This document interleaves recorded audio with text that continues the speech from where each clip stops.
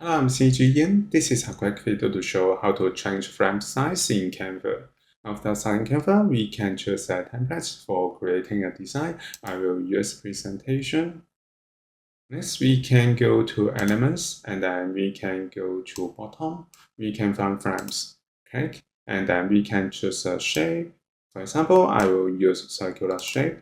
So circular frame is added. Next, we can click and drag to resize the frame.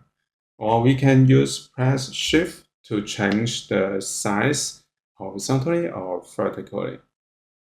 Furthermore, if we want to make the specific frame size, we can go to position and then we can input the value in width. For example, I input it to 1000 in width and 1000 in height. So we can make the specific size for the frame. So this is how we can change frame size in Canva.